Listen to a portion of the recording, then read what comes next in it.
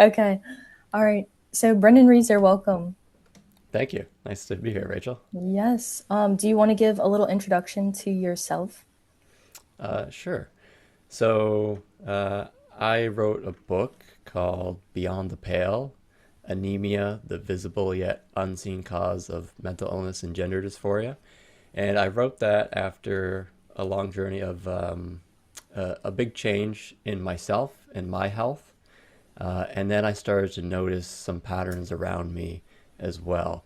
And I first noticed this pattern within myself. And when I started to eat a lot more red meat, I went through a dietary change. I just wanted to improve my physical health, and I started to eat a lot more red meat. And it was good for a number of reasons. It improved some of my symptoms of like bad physical health, right? I stopped bruising. I used to bruise very easily. My skin was no longer so pale. I didn't have that anemic pallor that people get when they're anemic. And I could even tan in the sun afterwards, too. That changed as well. I stopped getting sick so often. And there was just a bunch of things that really improved. And then what surprised me though was that I only did that to improve my physical health, but then my mental health improved drastically as well. So I used to be a lot more anxious, and I would never say that I would have gotten like an anxiety disorder diagnosis or anything like that. It wasn't that bad, but just like looking back after I became calm and confident and relaxed, looking back in hindsight, it was obvious. Like I was just so very anxious, and that wasn't normal or healthy. Mhm. And it was only afterwards that I could really see it. And I'd say the same thing about my. I had that anxiety kind of spilled over into feelings of gender dysphoria as well. And again, it wasn't anything like major. I wasn't transgender or anything like that, but it was there. And then after, it wasn't until after when I felt very like calm, confident, masculine, and the anxious feelings about my gender just kind of went away. That it kind of became obvious, and so I started to see this pattern in myself and in others. I should add one more thing. It completely changed the way that I saw the world. So I used to be like a social justice warrior type person, like you know the type of person I'm talking about. Like just like I used to think that climate change was this like terrible looming thing, and I was very anxious about it. I used to be much more anxious about political matters. I thought the world was a terrible place. I thought humans were a cancer on the earth. And I just like a really negative outlook in that respect. And then, but when my health changed, like that all just went away. And so I noticed this pattern first with myself, and then I started to see it all around me that there was a pattern around paleness, anxiety, and other mental illnesses, gender dysphoria, social justice warrior mindset, let's say, and plant based diets as well. And so I started to kind of look into like why is there this obvious pattern, and basically the more I looked into it, the more I came to understand it, mainly as a problem with anemia, a lack of blood, and a lack of blood to deliver oxygen, and a lack of oxygen going to the brain.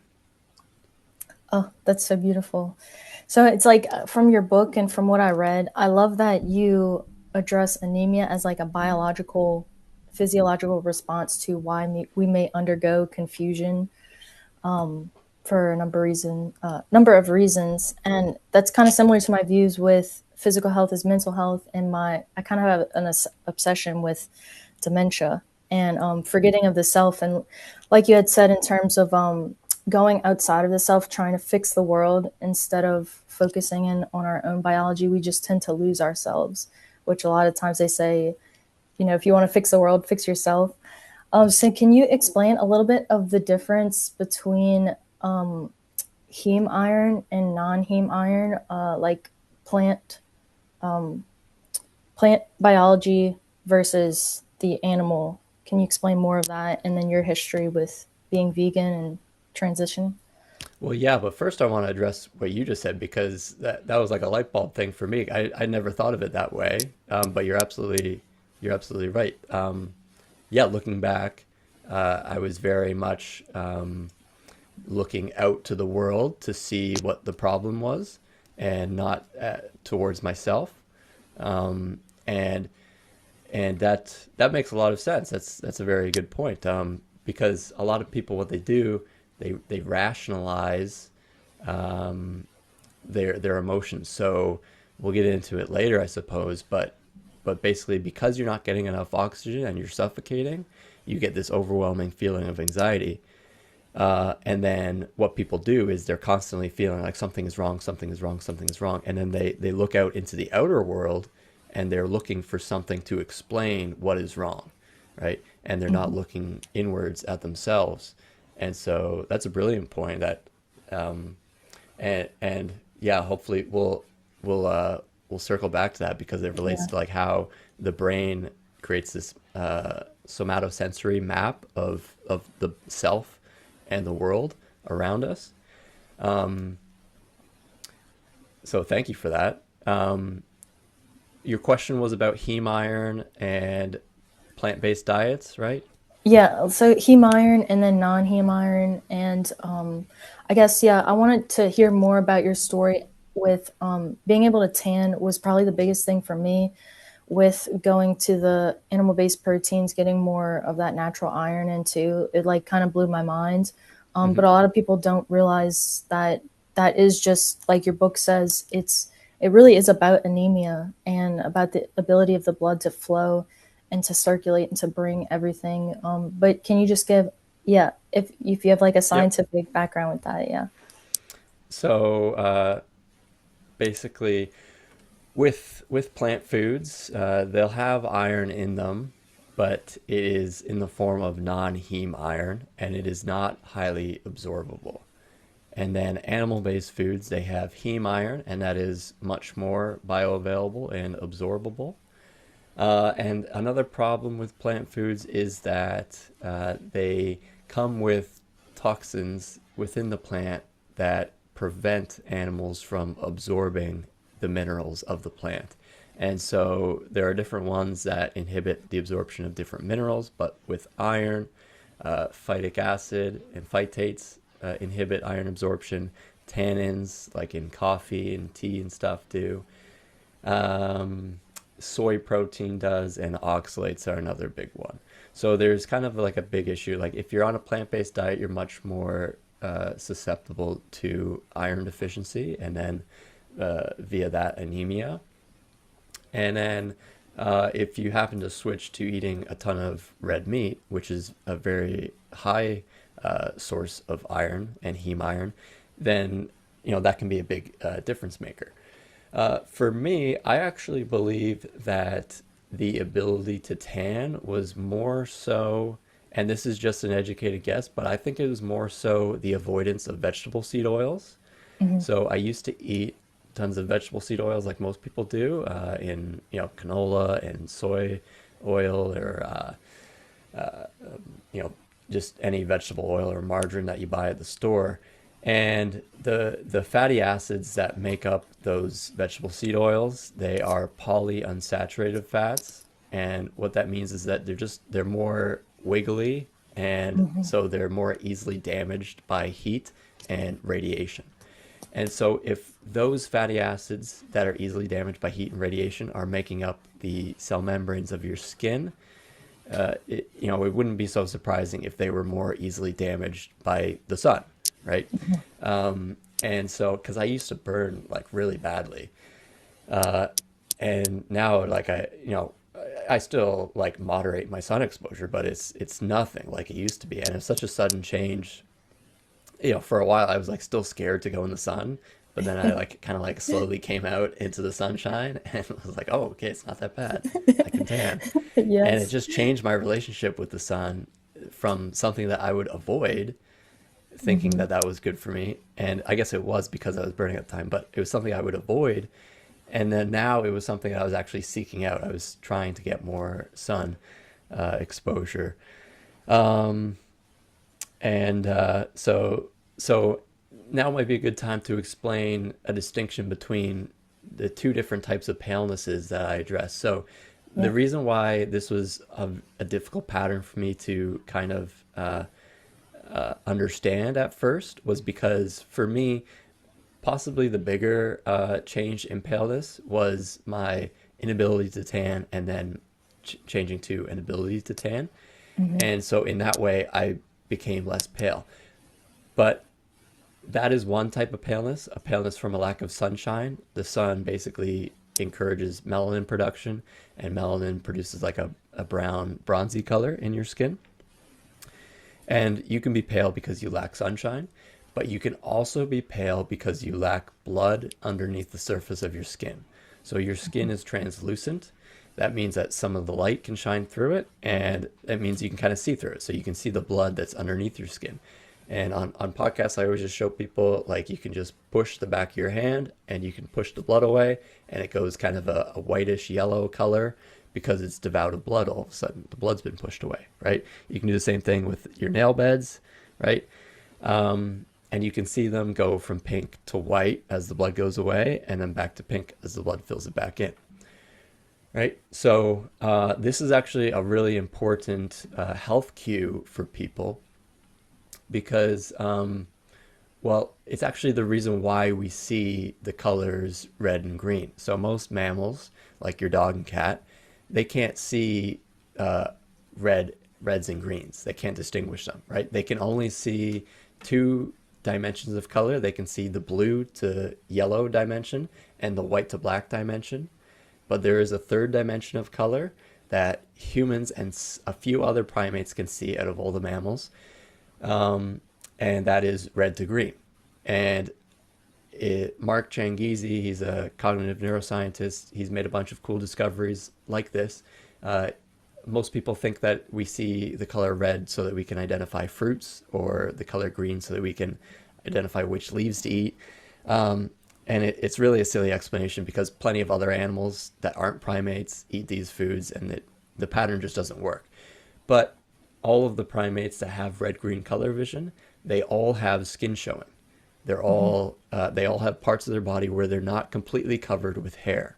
And all the primates that do not have the red-green color vision, they are completely covered with hair, right? And so what he realized is that red-green color vision is to see the oxygenated blood underneath of our skin. And it's a big deal, right? We give up all of this hair, like that comes at a cost, right? I'd rather, you know, it's cozy, it protects you from the elements, and it protects you from the sun and animal bites and stuff like that, or sticks, and it keeps you warm, right? Being Hmm. covered in hair is nice. So to give that up, it must come with some sort of benefit, and that benefit is that we can now see each other's health and we can see each other's emotions. So I can look at you, and if you blush, I can see that the skin, that the blood has rushed to your cheeks, and that you're blushing, and maybe you feel embarrassed or self-conscious or something like that, right? If you get Hmm. scared all of a sudden, and what happens is your skin goes white because all the blood is rushing away from the periphery, because you don't need it in your face, you need it in your muscles, in your heart, and your lungs. Because you're scared, you got to be ready to run away, right? Hmm. And so, you know, there are many other things, and our language is largely based around this. So, or not largely based around, but there's a lot of language that is based around it. For example, if you're tickled pink, that means that you're feeling pleasant, right? You know, because you're feeling good. Your blood is well oxygenated. You're getting good blood flow. You're feeling good, right? If you're feeling blue, that means that your blood is languid. So it's not moving well. It's becoming deoxygenated, right? It's turning a bit blue, right? Just like your hands and feet, they might go purple and blue if your circulation was bad, right? Hmm. And if your circulation is bad, then you don't have as much energy. So you're feeling blue, you're feeling down, you're feeling low, right? If you're a yellow-bellied coward, like I showed with my hand, how my hand goes yellow if I lose blood. If my belly was literally yellow, that would show that I'm devoid of blood. I don't have much blood, right? Hmm. And you need blood to be courageous, right? You need blood to act and to jump up and do something, to be courageous, right? So if you don't Hmm. have that blood, then you're going to be a coward, a yellow-bellied coward, right? There are all sorts of things like this that kind of give hints to this like deep understanding of our blood and how it's connected to emotions. But it's also important to understand in terms of health. So I like if I am a young man searching for a mate, right? I'm gonna be more attracted to somebody who a woman who has lots of blood because she's going to be more fertile and better able to produce a healthy child, right? If you see that your friend is covered in bruises, right, you can see the blood underneath the skin. It pools there, it gets deoxygenated and turns a whole bunch of colors. You can see that, and that doesn't look good. And it's just really important to see both emotions and health. But what I realized, and the whole book I kind of beat away at this point, is that these aren't two things, health and emotions, or Hmm. physiology and emotions. They're the same thing. It is actually our physiology that produces the emotions. It is actually the blood rushing to the face that causes the feeling of self consciousness. Um, and there's really no disconnecting the two of them. Yeah, that's so beautiful. That's why I love your book. Is it like really grounds this very controversial, provocative topic to actual physiology, and it's so important. Like I think the thing that I gather from your writing and just watching some of your interviews is that education is so important.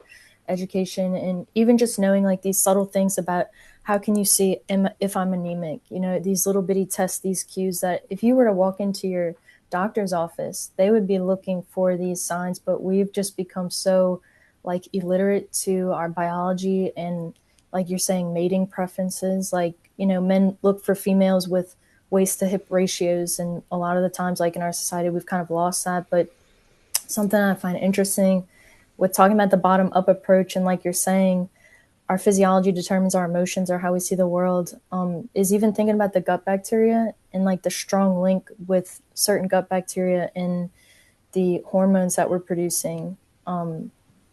Have you ever read Brainmaker by Dr. David Perlmutter?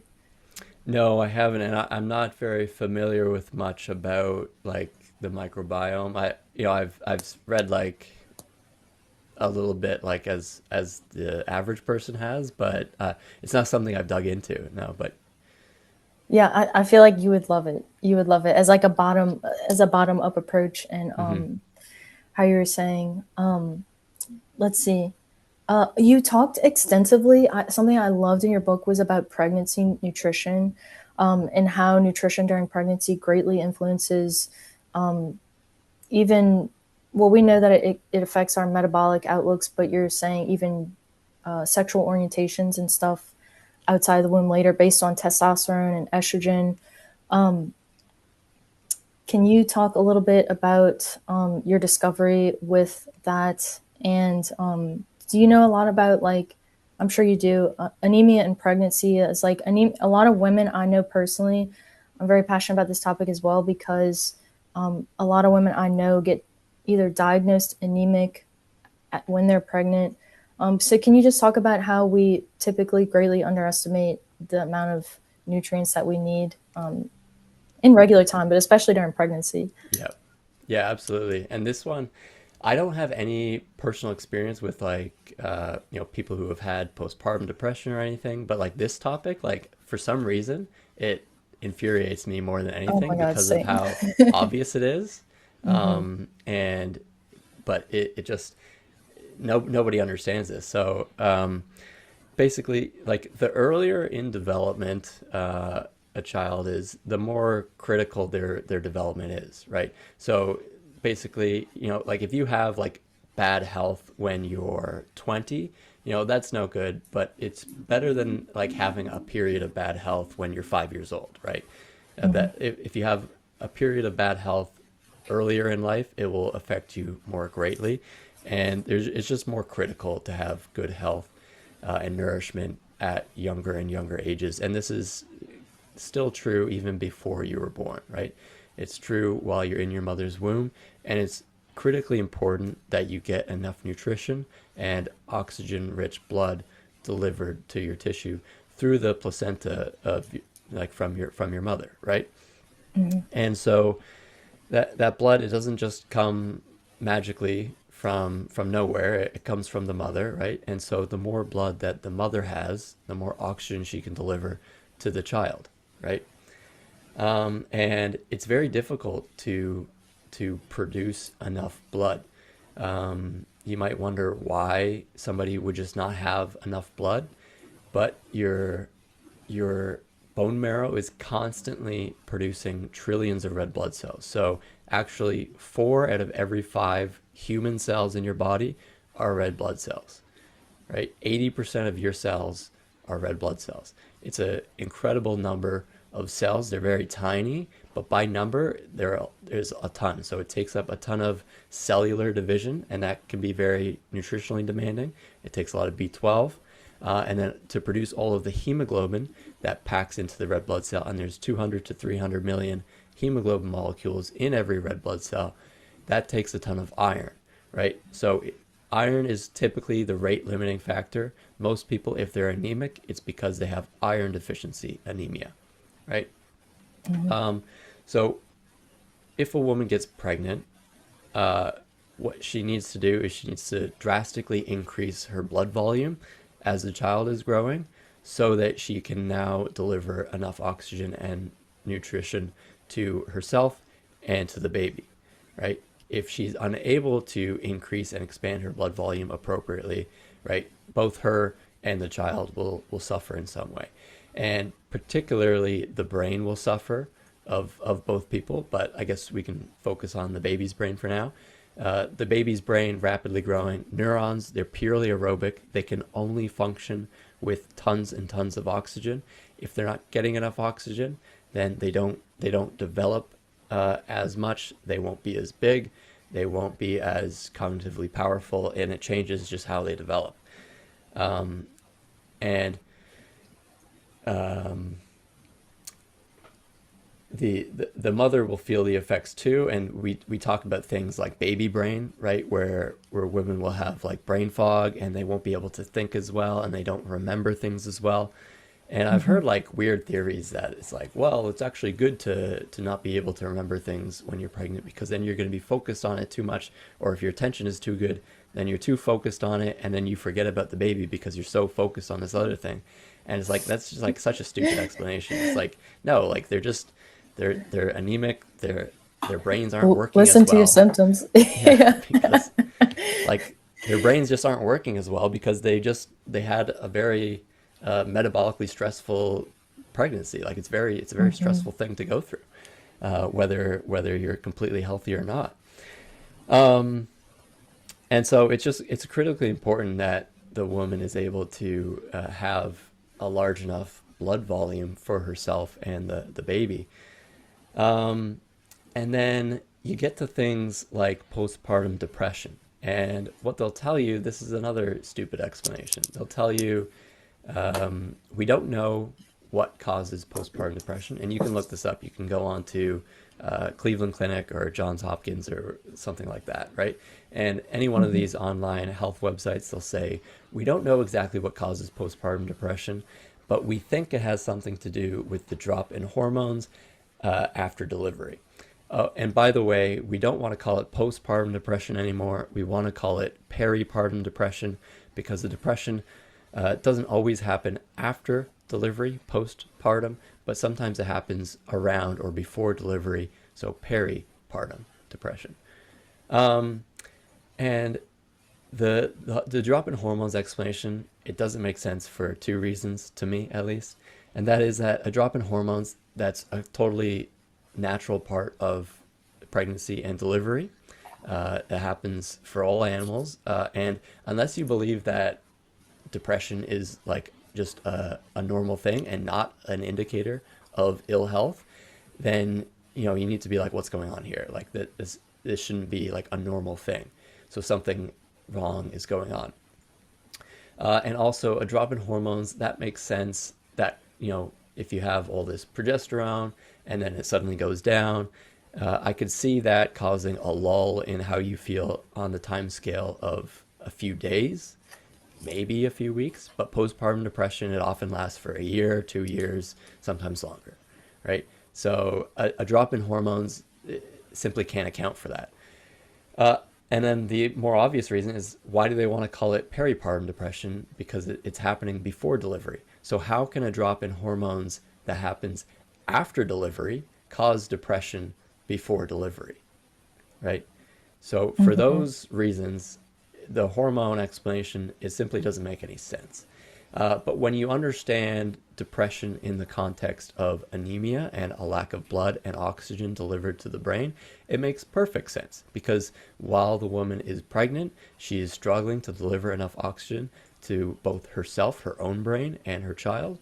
And so it makes sense if she was more inclined to suffer with a bit of depression and brain fog and all of these things, because she's undergoing a lot of metabolic stress. And then after delivery, when it's much more common, it makes total sense. Why? Because blood loss is a very common issue with delivery. You know, average delivery can result in about 500 milliliters of blood loss, half a liter, and anything more than that is considered like concerning in the delivery room. But it's also tough because I don't fully I'm not fully in this space, so I don't know. But I don't know how exactly they always measure it. I think a lot of the times it's just a visual estimation, and so Mhm. who knows how accurate that is. But anyway, and then with cesarean sections, you're losing even more blood because you're being, dissected in a way. You're being cut into. And if you look at the literature, and this is what pisses me off, because if you Google Scholar and you look into the literature, you'll see that there is an understanding in the scientific community that there is this strong association between iron deficiency, anemia, blood loss, and postpartum depression. That is to Mhm. say that women with more severe iron deficiency, more severe anemia, and more severe blood loss at delivery have worse, are more likely to have postpartum depression. They have worse postpartum depression. It lasts for longer, and all of this, right? And that doesn't prove that it's the cause, but it's kind of a no-brainer, because it's blood loss, right? If you lose enough blood, you die, and women used to die quite often, much more than they do now, from blood loss during delivery. It's a very big problem. And if you lose so much blood that you'll die, what happens if you don't lose enough blood to die, but you lose a bit less than that, right? You're not just going to be perfectly healthy, and not everything's not going to be all peachy. Like, you're going to be like very fatigued, and your health is going to suffer. You're going to be depressed. Your brain's not getting enough oxygen. And so this is obvious. But then again, when you look at these health websites like Johns Hopkins and the Mayo Clinic and stuff like that, there is absolutely zero mention of iron deficiency, anemia, blood loss whatsoever. If you look up postpartum depression and you look at their articles on this topic, they don't mention it whatsoever. And I have to imagine that doctors, for the most part, are not informing their patients about this, and not saying, hey, if you're experiencing postpartum depression, you might want to look into, anemia, iron deficiency, taking iron pills, or eating more red meat, stuff like that, that might help you with what the actual problem is. There's none of that. And Mhm. so it's just so obvious. And like I just, yeah, like the stupidity of it really pisses me off. I love your passion behind it because I feel the same way. And just I think we're in this time period where it's like the gap between like common sense is starting to catch up to science, but it's like it's becoming very slow. Like people are starting to become more curious and whatnot. And I just changed my profile name on Instagram to Red Meat Rage just to try and tell tell people like it's so beneficial. It's so bioavailable, the amount of nutrients. Like, if we could only realize that like our symptoms are teachers, they're just trying to let us know like an indication of what's going on because our bodies are so deeply intelligent. If we had to be in the digestion process and all this oxygen delivery, we would like our brains would explode. Like we can't even comprehend that amount of Yeah. work being done. And one of the things that I saw on the first interview that I saw from you was you were talking about altitude sickness, which a lot of people don't talk about. But I'm a very sensitive individual. I got firsthand experience the first time I went skiing. I was like, oh no, I'll be fine, you know. And then we got up in the mountains. I was like, I am not okay. Yeah. And like the next time I went skiing, I was like, okay, I need to like double up on protein. I'm gonna have a Pedialyte on the way over. Like, how can I prepare so I don't become sick? And also, like, our metabolism like skyrockets, almost similar to pregnancy. It's like a metabolic stressor. So can you talk a little bit about the altitude sickness and how anemia and iron play a role in that as well? Yeah. Did you go to Colorado or? I went to Colorado, yeah, for that first Yeah. time. The second time I went to Utah, so I think it was might have been a little bit lower, but yeah, Mhm. it was definitely. I was like, I don't feel well. Yeah. So this is a good example because like a lot of people they go to Colorado and it's a bit tricky because like you know you go to a city, but the city is actually at high elevation, right? And so basically, the higher in altitude you are, the less atmospheric pressure there is pushing the air down, and so there is less oxygen being pushed into the bloodstream at the lungs just because of like the mechanical pressure of the atmosphere. And so basically, you're not getting as much oxygen into your bloodstream. That's like the problem. And the body adapts by doing a whole bunch of different things, and like you're talking about just the beauty of the body and how it responds to things. You know, your heart will beat faster so that your circulation speeds up to improve oxygen delivery. Your ventilation rate will increase so that you're breathing more and getting more oxygen into your blood. And then another big thing that you're doing is you're actually going to did you have headaches when you went up there? Oh, absolutely. Yeah, I felt Yeah. like I was about to start my cycle. Like I was like, this is this is crazy. Yeah. So the headaches that people commonly experience is actually from a release of plasma, which is like the water component of blood. In your blood, you have red blood cells and plasma. And what happens is basically some of that plasma or a lot of it will leak out of the bloodstream. Your blood vessels will kind of become porous and allow that plasma to leak out into the tissue, and it causes edema and swelling. And so that edema, some of it goes to like your neck and your face might be more puffy, and it can fill up your head and your brain. And if it's severe enough, like this wouldn't happen to you going to Colorado, but if you were climbing Mount Everest, for example, some people have died because it fills up their skull, and the intracranial pressure is just so much that it causes all sorts of problems and they die, right? So you have this kind of plasma leakage that causes edema, right? And and that can cause like the headaches and the puffiness, right?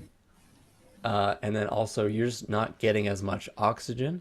And so another common symptom of hypoxia at altitude is anorexia, which is not in the term of like the long term illness, but that's just a scientific term for like you're not eating much and you don't want to eat much, like the loss of desire to eat. So people they kind of lose their appetite, they get a little bit nauseous, and what your body is doing is it's basically conserving the blood for the more vital tissues. So it's redirecting blood away from the periphery, away from the digestive system, which is part of the peripheral. It's more peripheral compared to like the heart and the lungs and the kidneys and the liver, right? Because those are more important. So it redirects the blood flow away from the digestive system. And if you don't have enough blood in your digestive system, well, it just doesn't work as well. And so you're not going to want to eat as much. You're not going to be as hungry. And if you do eat, you're not going to digest that food as well. Just like when you're stressed, the same thing happens when you're stressed. Your body always directs more blood flow towards the core and the center and away from the periphery, right? And then when you're stressed, the same thing happens with your digestion. Your digestion suffers. Same thing happens with your peripheral circulation, right? Your hands and feet. Your hands and feet will get cold and the blood will be directed away from the fingers and the toes and the hands and the feet towards the core, right? And what the body is doing is it's just shrinking the amount of tissue that it's supporting with the oxygen that's available. So you need a certain amount of oxygen, and the more tissue you have, the more oxygen you need to support that tissue. But if you're getting less oxygen, you can support less tissue. And so the body kind of preferentially conserves what is more vital. And what is more vital, just because of evolution, it tends to be deeper inside the body. And this same pattern is there in the brain. So we have our deep reptilian like brain stem, and that's kind of like at the center, and it's smaller and it's very deep. And then we have our paleo mammalian brain layer, and that is kind of like intermediary. And then we have the neocortex, which is the outer layer on the outside that is most peripheral. And the neocortex does all of the things that humans are most proud of. You know, it's responsible for mathematics and language. It's responsible for creating like your visual spatial senses, in that you have like a somatosensory map of your body and the world around you. And you know, those things are what we're most proud of. They're the most impressive feats of our nervous system, but they're not the most vital. The most vital things are the simpler things, the more basic things that we take for granted. Keeping your balance, right? Maintaining appetite, body temperature, heart rate, ventilation rate, all of these things, right? Blood pressure. These things are far more important, right? And so your body basically sacrifices the peripheral for the deeper tissues, and you get less blood flow to your neocortex, and more of that blood flow can go to your brainstem and your more basic neural structures.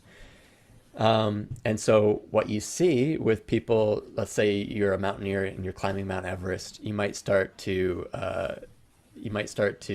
speak incoherently, right? You're not making any sense. You're not thinking properly. You're making basic judgment errors. You know, if and they do tests like this, you know, where they ask them math questions or logic questions, and they Mm-hmm. can't do them, not at least not nearly as well.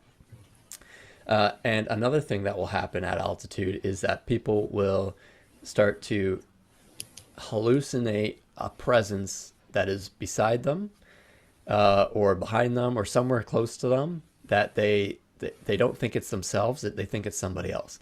And this is called the third man syndrome. And the leading explanation for what is going on is that your sense of self, normally it's like it's accurate, right? I have this sense of self that I'm sitting right here in this chair where I am, and everything makes sense. But if my somatosensory system were to become faulty and it wasn't getting enough oxygen, then, you know, I might start to think that my sense of self is actually like, you know, 3 feet to my left, right? Mm-hmm. And then I attribute that to another presence, right? And this seems to be what happens. And basically, they'll climb Mount Everest, and they'll be, maybe there's two of them, and they get back down, and they'll both be like, I had this really strong feeling that there was somebody else with us the whole time, and I kept looking behind us because I thought there was somebody right there. I was sure of it, but whenever I would look, you know, they would evaporate, right? There would be nobody there. And at times, like they feel like they can see them. And I say that specifically, they feel like they can see them because they don't actually see them. They just feel like they can see them. Mm-hmm. And it's a bit of a distinction, but it's important. Um, and it's just this very strong feeling that there's a presence there. Um, and it's very spooky. And but when people experience this at high altitude, it's actually always a very positive experience for them. They always feel like it's an angelic presence or a benevolent being, and they think it's there to help them. Sometimes they hear instructions, whether it's just their own thoughts or not. I think it's just their own thoughts, but then they Mm-hmm. they misattribute it to this presence. and they basically hear these instructions from the presence, and the instructions guide them and help them, right? You can imagine if I was on a mountain and I was in a tough situation, life and death situation, I would be thinking about what to do, and I'd be like, okay, like go to the left, it's better down there.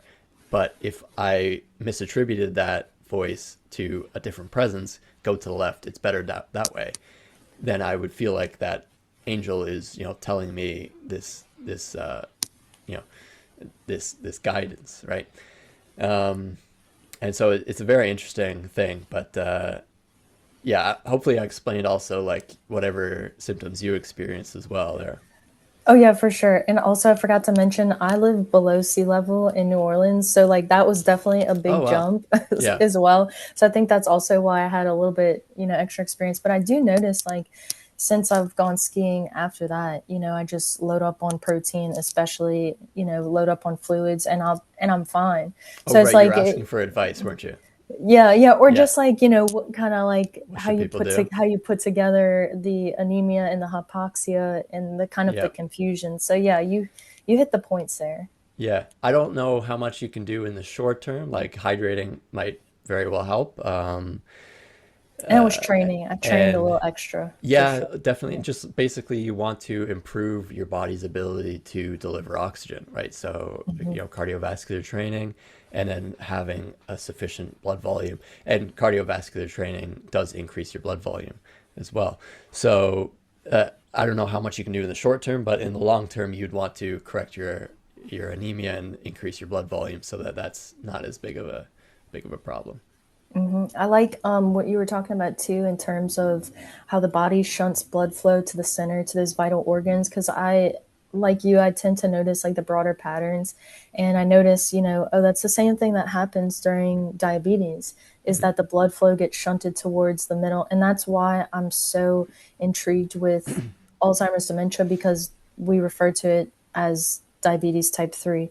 And even now, I was watching other videos. They were talking about now they're referring to PCOS and endometriosis as diabetes of the ovaries. So Hmm. there's definitely there's definitely a link with what I'm thinking about with diabetes is I'm thinking about lack of blood flow, and then that's why I really liked your work because you were talking about the actual iron delivery and the oxygen delivery of the blood, and that's how all these hormones make it through the body. That's how all Yeah. the sugar makes it down to your toes. Why a lot of diabetics have to get amputations and And you whatnot. notice most infections happen at the feet. Like if you look through a Hmm. medical book and they're talking about skin infections, it's always the feet. And it's like, well, why is it the Periphery. feet? It's We don't it's need it. obvious. It's just more peripheral, right? The blood, it's harder to get the blood down there and back. Um, Or so fungal infections. People yeah, struggle with fungal infections of the feet a lot. yeah, I actually, when I was younger, I don't know. I don't know if you remember Hurricane Katrina, that big hurricane. hmm, Well, we had to evacuate and we lived elsewhere. And through that whole year, I think because it was a stressful event, and I'm very sensitive, both me and my sister, is we kept getting athlete's foot and ear oh yeah, infections all year yeah, long, just ear and throat, and athlete's foot. And it was just like, I guess it was the stress of moving and being away right, from home and maybe it was being undernourished as well. I don't know, yeah. but Were you it's interesting. also like chronically living like in a wet environment too, or I don't know We if were, that would do we anything lived for. we lived in this little house in the country, and it was above ground. I remember. So I don't know. I mean, in Louisiana, it's moist everywhere. Like you walk outside and you're wet from the humidity, Okay, basically. So like yeah. there's moisture everywhere But you here. weren't like stepping in like 2 inches of water in your house or something all the time, right? Not in the house. Oh, No, I okay, was okay, probably barefoot outside, but okay. yeah. But yeah, I'm trying to think of something else interesting that you said when we were talking about the red blood cells. In your book, you had this sentence about the red blood cells, and you were saying they give everything up to serve a higher purpose. And I just thought that was so beautiful because I always think the biochemistry itself like tells the story of how we relate to each other. And like I was saying before in the beginning with forgetting the self, focusing outward instead of focusing in. But something in the book that you said was the red blood cells are 80% cholesterol, and how we misunderstand like the importance of cholesterol and how it's the backbone of all of these cells, and all these fats. So could you, shine a light maybe a little bit on the importance of cholesterol in terms of even with anemia as well, how it contributes to cell formation and whatnot? Yeah. I was just trying to find that section on, yeah, the blood is the life. Hmm. So basically, maybe I could read the start of it, the first little paragraph. So it says, "Blood is the ultimate sacrifice. Mothers die of blood loss in childbirth. Men spill their blood on the battlefield. In most religions, the blood of the innocent, whether animals, people, or even God Himself, is sacrificed to atone for sin.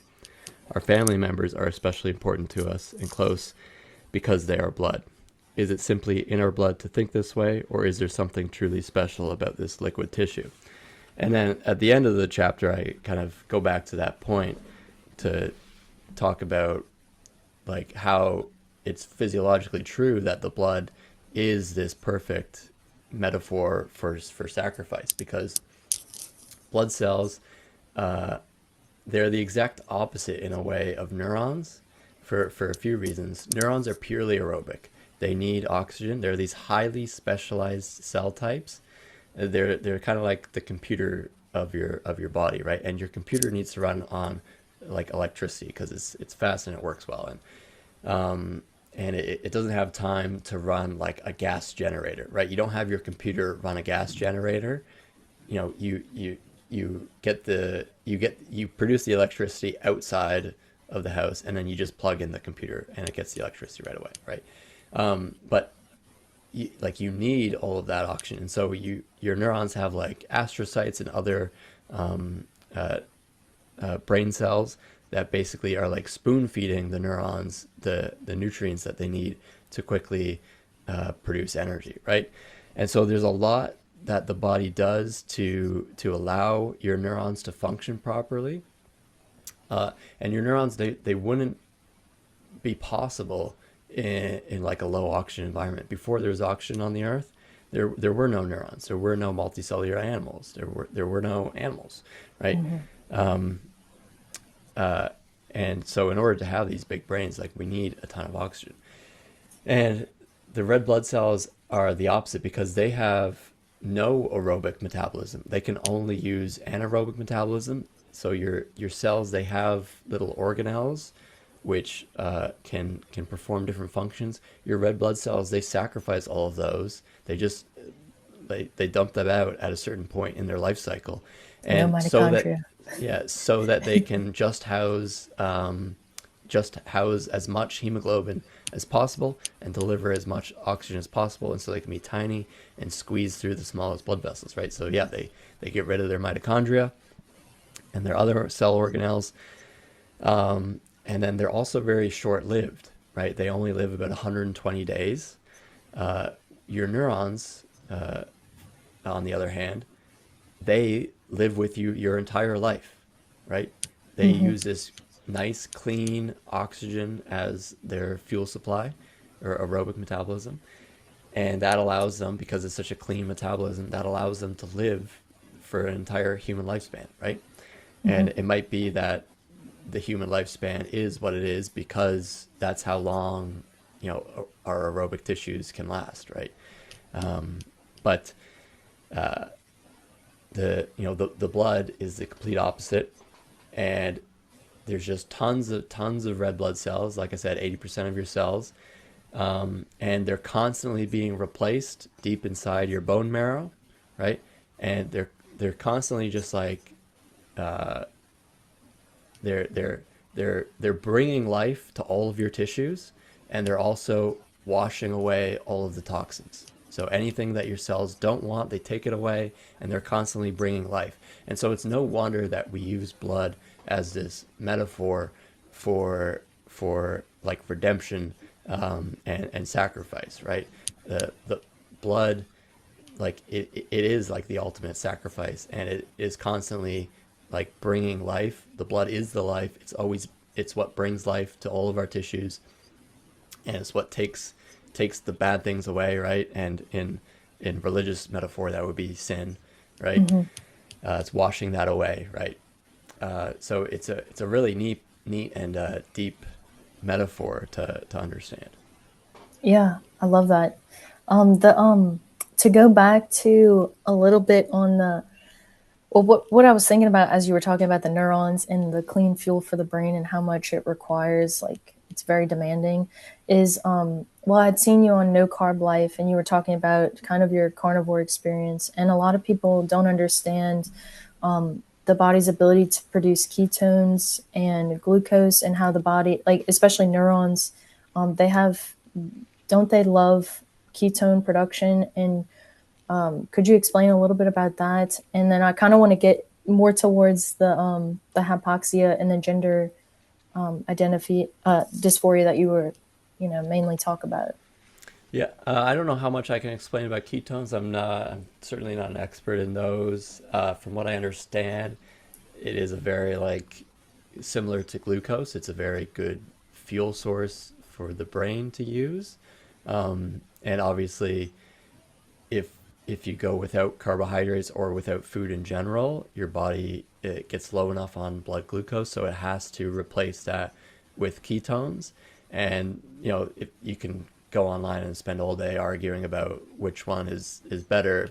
Some people are sure that it's ketosis, and some people say that it's ketosis is awful. I personally don't know. I tried to do stick with carnivore for a long time, and it was great for me for because I think it corrected my anemia and gave me lots of uh, protein, and it also for me I think the big thing is just it helped me avoid plant toxins.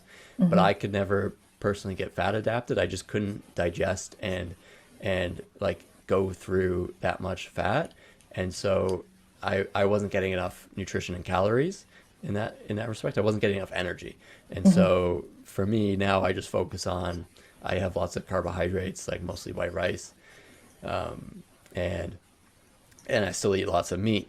So it's kind of like a best of both worlds for me, and that's what works. But I Mm-hmm. I just tell like do whatever works for you. If people are doing great on carnivore, I think that's awesome. Yeah. But I do think that the carnivore community like is very quick to demonize carbohydrates and blood sugar, Mm-hmm. and I'm just not so sure that that's what the problem is. Mm-hmm. Like I don't think that's exactly what the problem is. Um, but anyway, I think a lot of people underlook uh, anemia as one of the reasons why people on carnivore do well. So people talk about ketosis, and they'll say that's why carnivore is so good for you, or they talk about the protein, and they'll say that's why, or the micronutrients. But then they never talk about anemia for some reason. And I mean, my hopefully talking on these carnivore podcasts hopefully can get people to start thinking in those terms, in terms of oxygen delivery and blood volume. Um, and so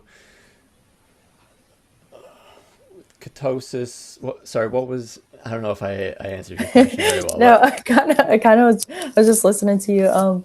But it was kind of just if the brain prefers ketones, and does that well, you kind of answer the question as far as your focus is not necessarily on the fuel itself, it's more on the anemia and the iron deficiency and the lack of oxygen, and rather than focusing on the fuel itself.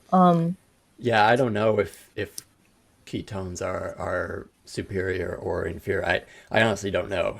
It's you know, Yeah, I just had come across it. It intrigued me because it originally they started using it in the medical history in the 1920s to treat epileptic seizures. yeah. So there's definitely, in terms of my focus with dementia and like why is this such a helpful thing for the brain, the ketones make a lot of sense being fat adapted. But yeah, I mean everybody's body's different with what they're able to, what they feel comfortable with, and diet is more than just food, it's the environment and everything that we're surrounded with. But Hmm. yeah, I want you to go more into your the gender dysphoria side of, maybe a little bit, you touch a little bit on the beginning, but your history with that, and then kind of like your findings, and a little bit about what your book is about with statistics and stuff. Yeah. So a big part of seeing the pattern for me that I talked about at the start was, I guess it was like 2020 and it was COVID, and so I was bored. I got on some dating apps because there was just no other way to meet people. And I started to notice it more obviously. I think I had already started to notice it a little bit, but with dating apps, it's obvious because people, you see pictures of them, and then they also list if they're transgender, pansexual, non-binary, etc., etc. And so you can see, like, it's not a guess. Like, you can just see.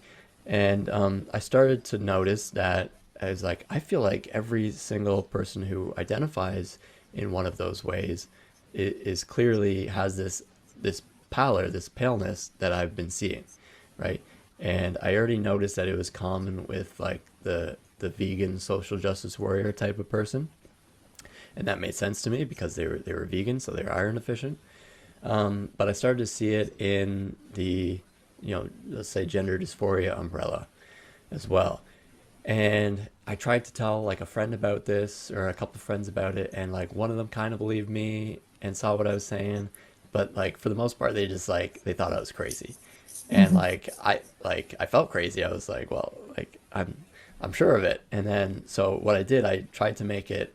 It's not very scientific, I know, but tried to make it somewhat scientific. I basically resolved to take a screenshot every time I came across somebody who identified in one of those ways under the gender dysphoria umbrella. And so I took a screenshot regardless of how they looked. I just took a Hmm. screenshot. I didn't only pick the people who looked pale and take a screenshot of them. I just took a screenshot either way.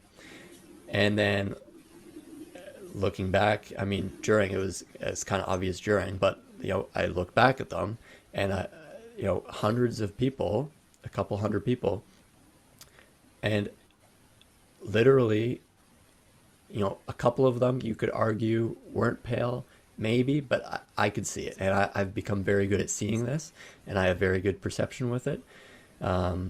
But it's literally every single one of them was obviously pale in an anemic way. They had anemic pallor, and like this is it's crazy because even if it was only 50%, that would be a remarkable pattern. That would be a very strong association, even if it was 50%. But it's not 50%. It's like 99%. Hmm. And so what is going on here? Why is anemic pallor so common among people with gender dysphoria and among people who express the social justice warrior woke mindset? And so that's kind of how I got started on this subject and doing my research. And I'll tell some more aspects of the pattern so that people can be more convinced and that it'll make more sense to them. So these people who identify with gender dysphoria today, predominantly females around the onset of puberty. So, around like, 14 years of age or a bit younger to like adolescent females, that's the biggest like demographic. They're the most likely to identify as transgender or non-binary, right? And well, teenage females and adolescent females are at the greatest risk for anemia because they're menstruating, they're rapidly growing. Females have lower testosterone, so their red blood cell production is a little bit worse. And also, women in general, there are a number of studies on this. For whatever reason, they tend to eat less meat, specifically less red meat. For whatever reason, it might be a cultural reason, they just have uh, less of a preference for red meat and they avoid it more. They're just Uh, scared. yeah, Scared of what's picking them up. yeah. I don't know why it is, but like I think it's because like red meat has this like kind of masculine idea about it in society. People People, think health is eating salads. yeah, Instead, like meat yeah, is not healthy. Yeah. I know, yeah, and it's demonized and there's a lot of propaganda. So, I mean, teenage females might be more susceptible to that propaganda than teenage boys. I don't know, but Hmm. for whatever reason, women eat less red meat than men do. And so women are much more vulnerable to anemia. And um, most people know this, but if you don't, people with gender dysphoria, they have incredibly high rates of mental illnesses. So depression, anxiety, suicide, self-harm, depression and anxiety, they're like 5 times more common in people with gender dysphoria than in the, normal population. And, rates of suicide and self-harm are like even way higher than that. It's higher than 5 times the amount, right?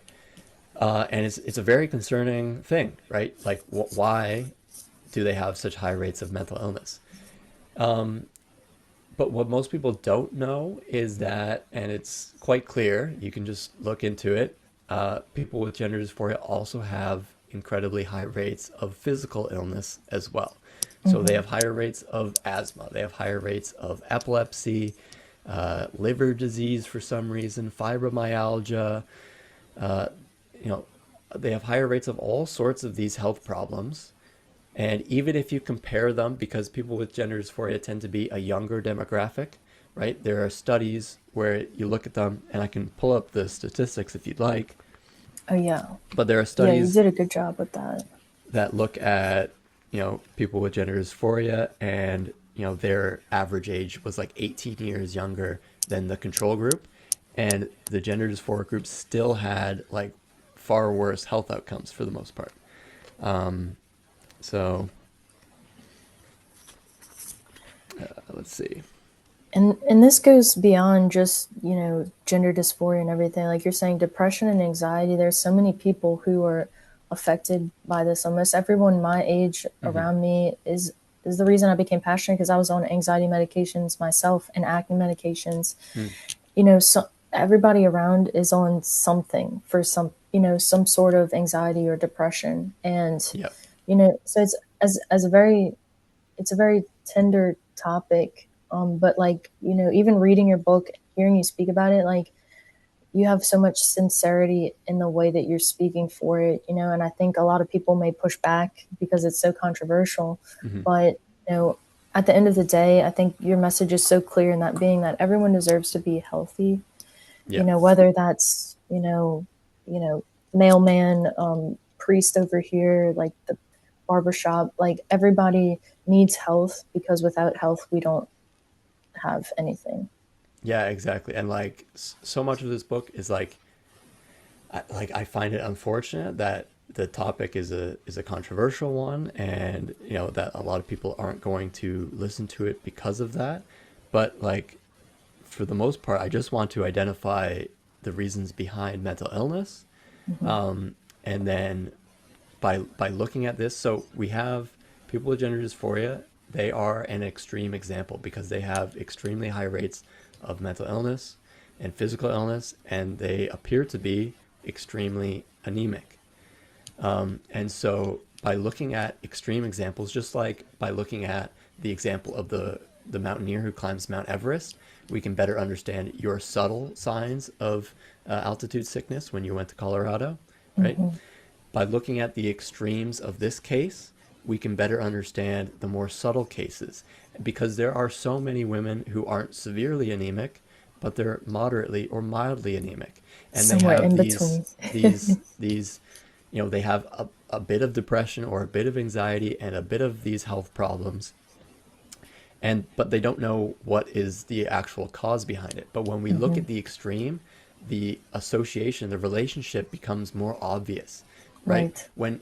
When somebody is struggling at the top of Mount Everest, it's obvious why. It's because there's no oxygen up there. It's not because Right. it's too sunny or something. It's Hmm. obvious. It's There's not enough oxygen up there. When we look at this extreme case of, the people who are obviously anemic, you can just see it with your eyes. Just look with your eyes and you Hmm. can see it. Then, you know you can look and see, okay, people who are subtly anemic have these more subtle problems, and you can better understand it, right? Hmm. So yeah, like looking at, like, they have, this is in a group that had an 18 years younger on average.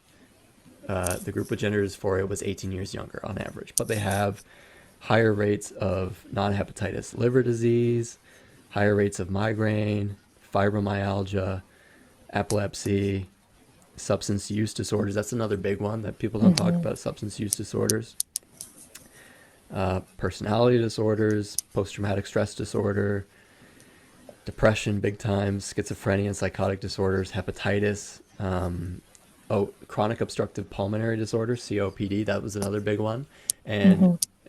there, like I talk about anemia throughout the book, but asthma and other respiratory disorders seem to be more common as well. And Right. so it might not always be anemia. It could also be other reasons why you're not getting enough oxygen, and that might be a respiratory issue as well. And that's another important part. But yeah, autism spectrum disorders and asthma, just going up the list there, all far more common. And a group there should be no group that is 18 years younger than a control group that has worse health. Like that is crazy. Hmm. It really is concerning. And if you look at just post traumatic stress disorder or just depression, you might be able to make the argument that it is because of increased rates of discrimination and transphobia and harassment and bullying and stuff like this. And I hate those things. I don't want Hmm. anybody to experience those things. I hate them. But frankly, it doesn't make sense to explain the higher rates of mental illness.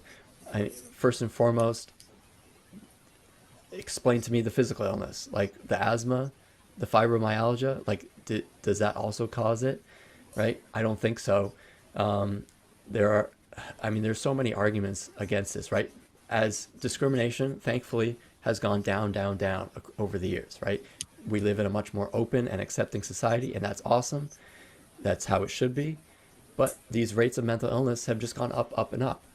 And so, how can the thing that is causing it be causing it to go up when it's going down? It doesn't make any sense. And another strong argument is that, frankly, there have been other groups of people who have experienced higher rates of discrimination than people with gender dysphoria, such as black people throughout different parts of history in the United States, such as gay people throughout the world, such as Jewish people throughout different times in history and in the world. And they've never had, you'll have to correct me if I'm wrong, show me the evidence. They've never had such high rates of mental illness and suicide and depression, right? So something else is causing this, right? Humans are very resilient. We're meant to deal with a lot of stress, and I'm not saying that that justifies bullying. Obviously, it doesn't. But if you are chronically mentally ill, if your mental health is always suffering, you need to wonder if it is a chronic physiological problem. That it is not something out there in the world that is causing you to Hmm. feel this depression or anxiety, but is it something in here that is causing it? And when you understand that there's an easy explanation for this, a lack of oxygen, so your brain's not having enough energy, your body needs to become depressed. It is adaptive because it helps you conserve more energy, right? When you're suffocating, just hold your breath for 30 seconds and you'll understand anxiety. When you're Hmm. suffocating, you need to panic, right? Because you're gonna die if you suffocate for too long, right?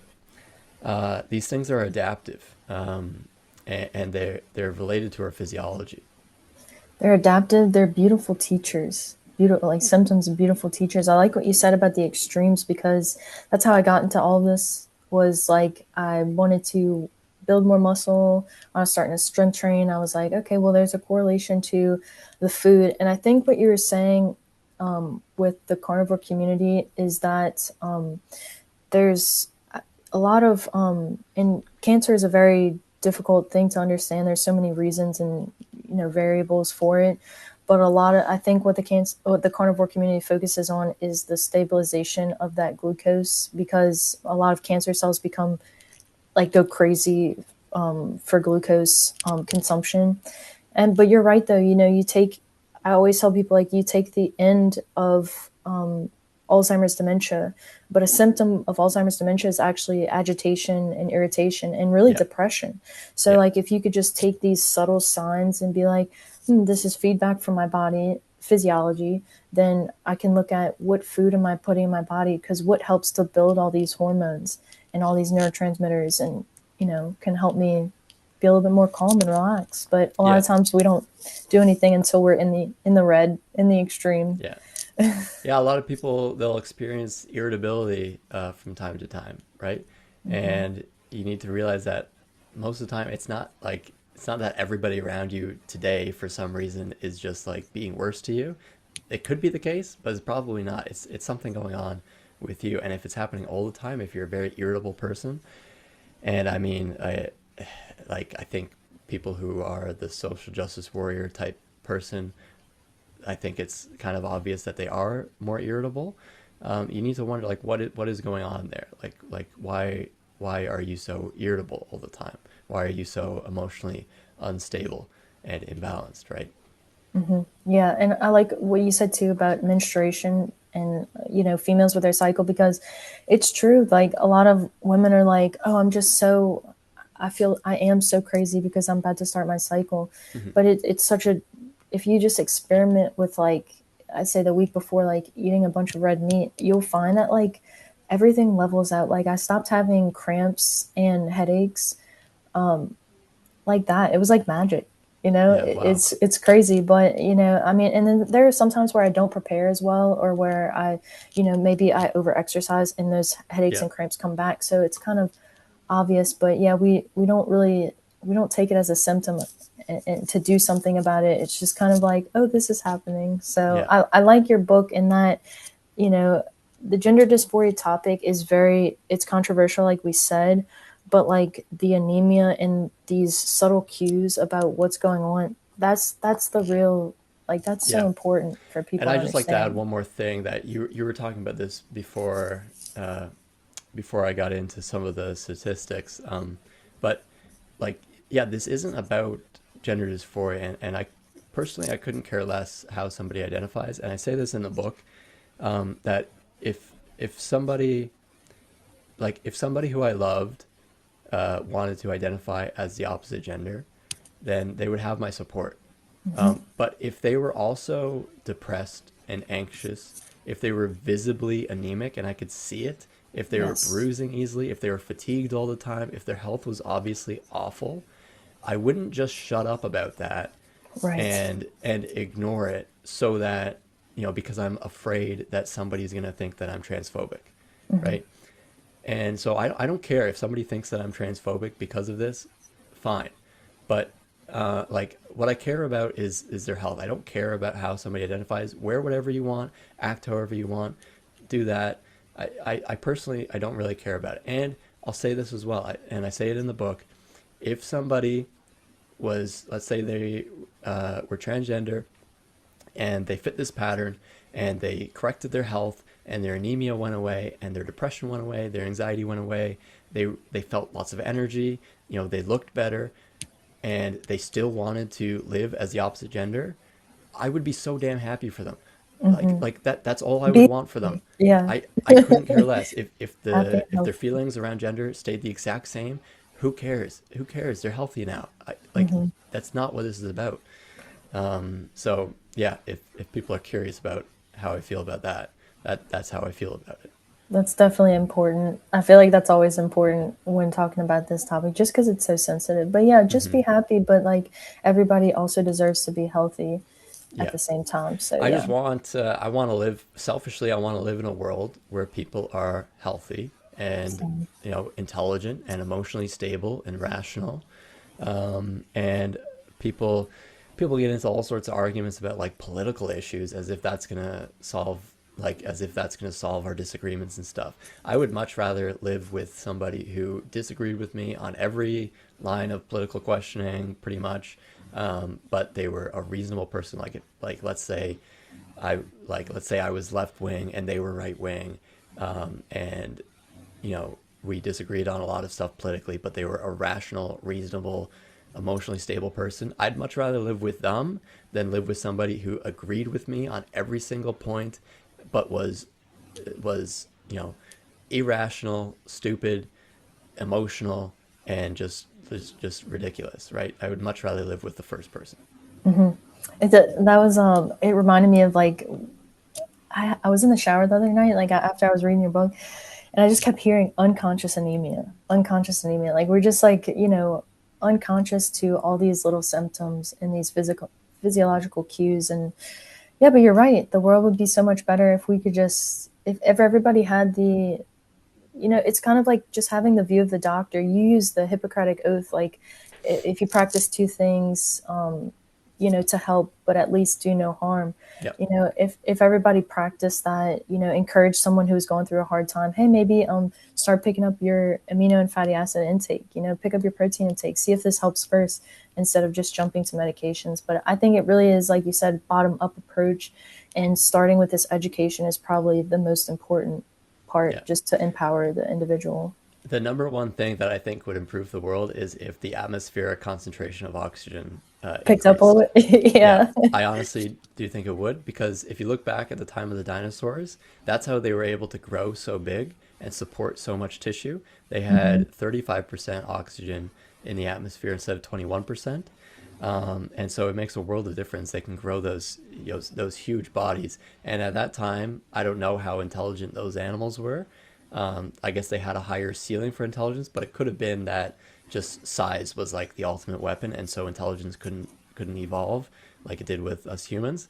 But we're here now, and the yeah, there'd be no more effective way to increase productivity, intelligence, emotional stability, and just overall flourishing than increasing the atmospheric concentration of oxygen. I strongly believe that.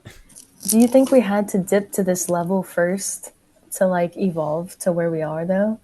Like, do you think things had to slow down to a certain point for our evolution to kind of flourish? Well, they did in a long time scale way, because the mammalian ancestor that was around when the dinosaurs were around, it was just this small little shrew-like creature, right? And the dinosaurs were around, and they were these huge, powerful giants.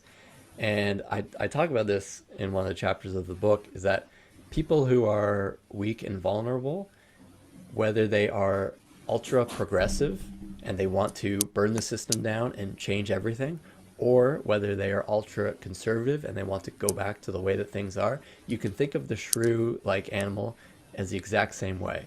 He either wanted things to go back to when there was less oxygen and these damn dinosaurs couldn't be around and they're so tall and powerful, or he'd want to burn everything down so that he might benefit from rising from the ashes, right? And that's the second part is what happened, right? I think they understand that a meteor struck the earth, and that drastically changed the environment, and then only the smaller, more conservative animals that that weren't consuming all of this oxygen, the like the shrew like mammal that was living underground, and so it was used to low oxygen levels, right? That was able to survive and flourish, right? And I look at that, I talk a lot about how not just our physical health changes our mental health, but also like our outlooks in life. And I talk about this with kind of political outlooks. People who are weak and vulnerable, they long for the day that the whole system gets burnt to the ground, right? They are ready, like that's what they want. They're not happy that everything is that people are Everything's wrong. powerful and flourishing. They want everything to burn down to the ground, and the worse their health is, the more likely they are to want that. And that's kind of it's adaptive. It's adaptive for them to take that approach, right? Because they don't have a lot to lose, right? People who are strong and healthy, uh, they want things to kind of be peaceful and not change too much, right? They have dynamic flexibility. They're ready to change and adapt, Or but improve things. yeah, they want to improve things. Exactly. Yeah, yeah, Yeah. Yeah, and build, you have enough energy. I think you talked a little bit about, like in the book, like having enough energy to be intelligent and humorous. yeah, Because if not, if you don't have that energy, then it just kind of goes by. I always think about dementia. I just can't help not, but yeah. we just forget how, we forget how beautiful the world is, how beautiful our bodies are. And, that everything really is perfect the way that it is. When we get into Hmm. these low energetic states, everything just seems horrible, and every person Yeah. has a negative agenda. And so yeah, that's really I loved your work, Brendan. I appreciate your time too. Well, thank you. It was nice to Yeah, speak with somebody who's read the book and is very familiar with it and could discuss back and forth yeah. about it. Did you have anything else that you wanted to talk about or add? No, I think we covered lots, and yeah, I'm pretty happy with that. I'll just share my socials, I guess. I'm on YouTube at Substitute Professor. I have a website, brendanjreesor.com, and I'm on Instagram at brendan.reesor, and you can follow me on any of those spots. And then if you like this topic, this is my book, Beyond the Pale: Anemia, the Visible Yet Unseen Cause of Mental Illness and Gender Dysphoria. It's got a beautiful picture for the cover in the back. Um, and it's on Amazon, anywhere that you have access to Amazon, any countries where there is it. Amazon, yeah. Awesome, awesome. Well, yeah. Well, thank you so much, Brendan. Thank you, Rachel. Have a great day. You too. Bye.